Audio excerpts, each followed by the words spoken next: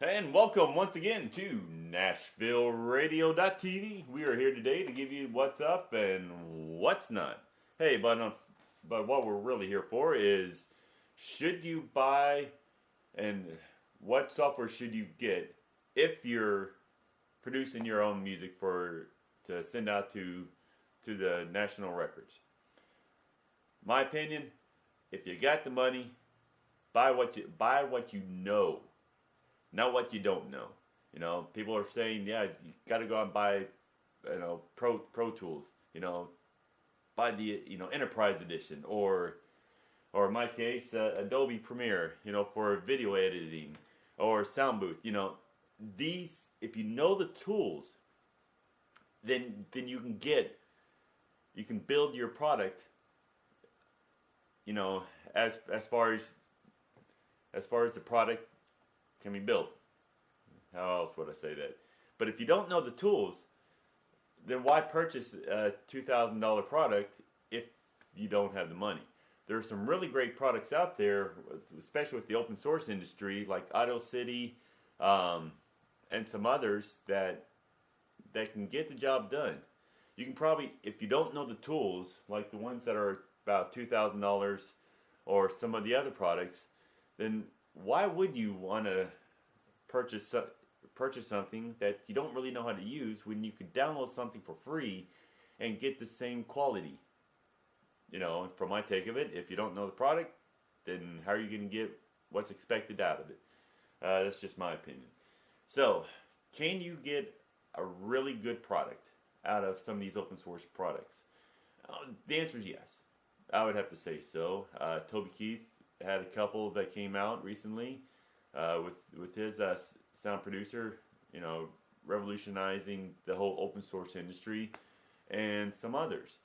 So it is possible for you to get radio quality sound out of a product that you didn't have to pay for legally.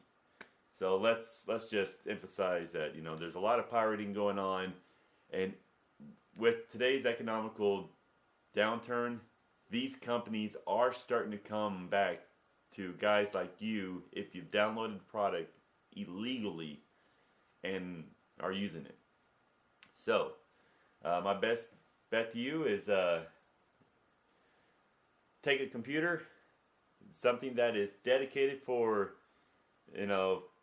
like say, if you're a Windows user, Audio Premiere or the Masters Collection, and what you do is you create a copy of the hard drive once all the product and all the Windows is set up, and then every 30 days when you got to renew the license, just go ahead and delete the hard drive and reformat and put Windows and the 30-day beta or 30-day session on there, and you're fine.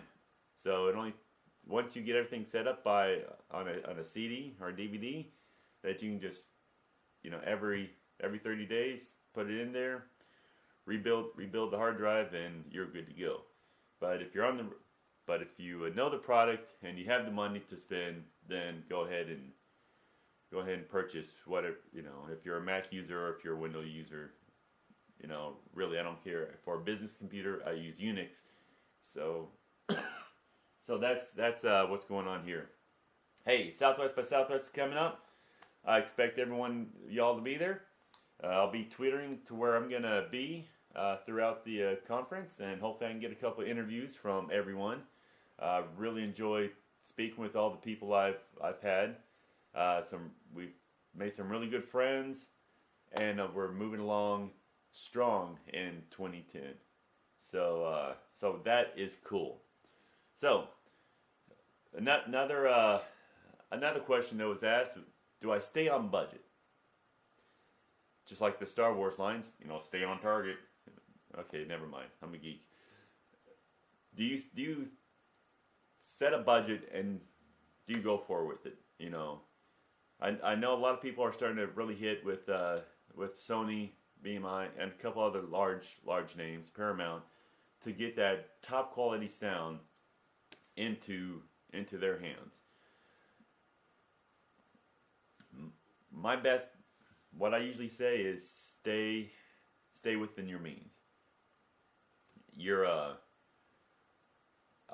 really good sound producer will hear the potential that y'all have, minus spending the $5,000 or the $20,000 that it might take to produce the ultimate soundtrack, and to give into producer's hands that it either sounds too perfect or not.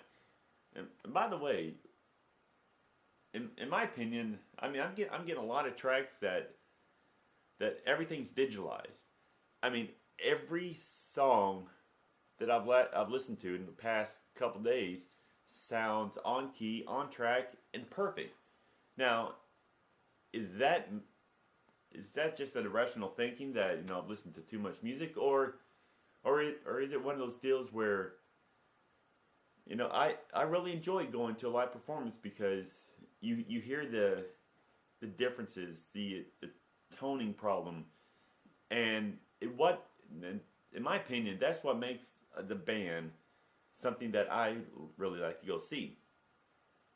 So when you do a recording, so when you go through a session, and now you're at the editing table, do you actually keep those imperfections in? Kind of strange, but I actually enjoy them. I mean, I was singing with a group, a 4-part harmony. I think I'm the one who screwed up when we went from instead of singing a low A flat to a low C sharp, and it was a strange tune, but it wasn't a death-defying ugh. It was. We actually kept it in there. Either I screwed up or I'm gonna say I did it. But yeah, that's the that's what I see. Do you keep your imperfections on a soundtrack? And in my opinion, I'd say yes.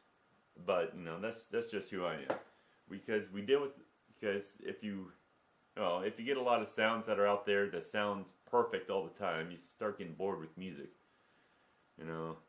But anyways, hey, this is James Henderson. Give me a couple minutes clip of what's happening, what I think with what's going on with the DJ industry and the music industry, and I will see y'all by Southwest in Austin around March. So looking forward to seeing y'all, and I will give y'all a shout out to everyone. Thank you very much.